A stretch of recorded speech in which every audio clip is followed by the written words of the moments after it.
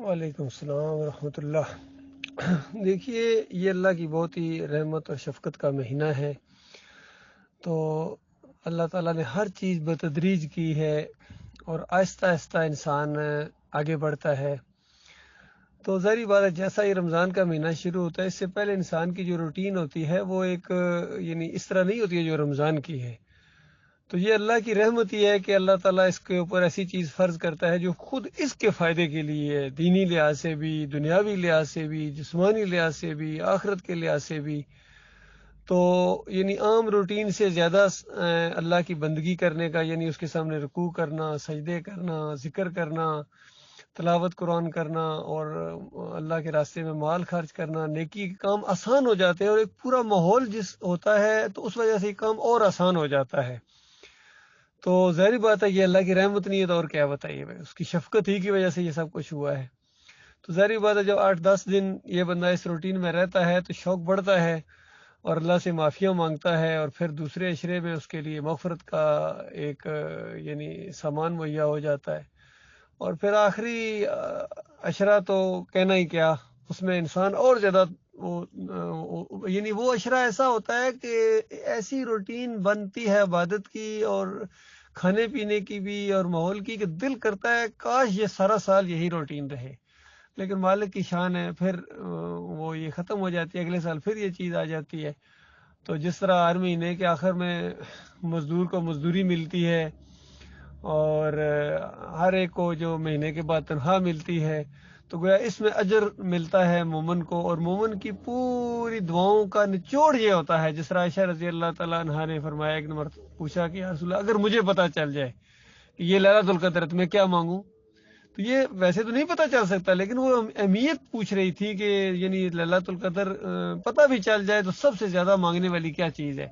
تو دیکھیے، نبی صلی اللہ علیہ وآلہ وسلم کا فہم اور یعنی انسانیت کی خیر خواہی اور اپنی بیوی کی خیر خواہی، کہا عائشہ اس طرح کہو، اللہم انک عفو تحب العفو فاعف عنی۔ بس یہ نچوڑ ہے کہ مالک تو یعنی سراپا معافی ہے، معاف کرنے کو پسند کرتا ہے، مالک مجھے معاف کر دے۔ بس جس کو معافی مل گئی اس کو سب کچھ مل گیا، جہنم کی آگ سے وہ بچ گیا۔ وہی قرآن کی ہے، وَمَنْ زُحْزِحَ عَنِ النَّارِ وَأُدْخِلَ الْجَنَّةَ فَقَدْ فَازَ۔ جس کو جہنم کی آگ سے بچایا گیا اور جنت میں داخل کر دیا گیا، فقد فاز، پکی بات ہے کہ یہ صحیح معنوں میں کامیاب ہے۔ کہیں فوز العظیم کہا گیا، کہیں فوز الکبیر کہا گیا۔ تو یہ باتیں ہیں۔ باقی حوالہ اس انداز سے جو روایتیں پوچھ رہے ہیں وہ میرے ذہن میں نہیں ہے، وہ انشاءاللہ ہمارے عبدالعزیز صاحب حوالہ بھی کچھ نہ کچھ نکالیں گے اس کا، لیکن عام طور پر یہی اسی طریقے سے یہ پہلا عشرہ رحمت کا عشرہ اس انداز سے کہا جاتا ہے، دوسرا عشرہ مغفرت کا عشرہ، اور تیسرا نجات من النار کا عشرہ۔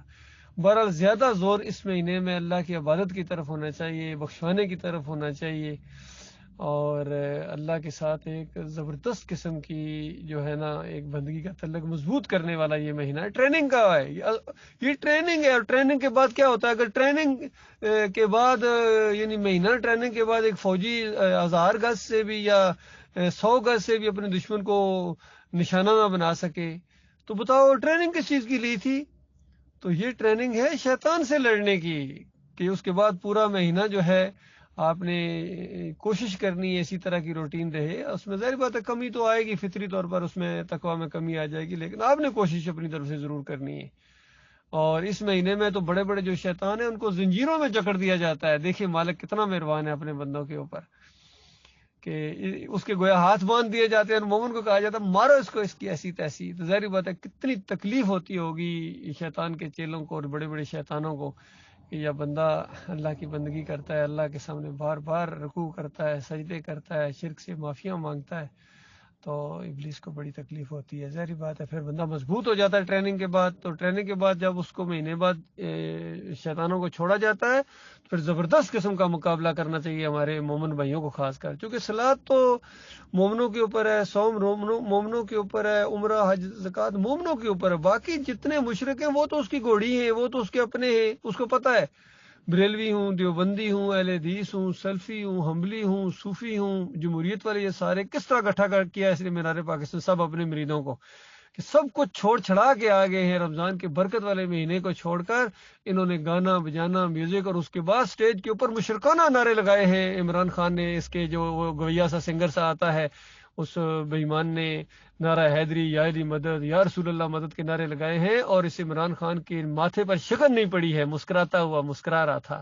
تو یہ اس طرح شرک کا دائی ہے اور خالص اس کو اسلام آباد سے غرض ہے, اپنے اقتدار سے غرض ہے. کوئی اس کو نہ اسلام سے غرض ہے, نہ ایمان سے غرض ہے, نہ کوئی ایمان کی سمجھ ہے اس کو, اور نہ ہی یہ صحیح معنوں میں مدینہ ریاست اگر بن جائے اس حال کے اندر تو سب سے زیادہ یہ مخالفت کریں گے. اور توحید کی دعوت جب صحیح معنوں میں اٹھے گی تو یہ شہباز شریف اور زرداری اور عمران سب ایک ہو جائیں گے, فضل الرحمان ایک ہو جائیں گے, اپنے سارے اختلافات یہ بلا دیں گے. یقین کیجئے, کیونکہ ایمان کی چوٹ سب پر پڑتی ہے. اسلام کا جو فلسفہ ہے وہ ان سب کے خلاف ہے, اور ان سب کے جو مقاصد ہیں وہ اسلام کے خلاف ہے.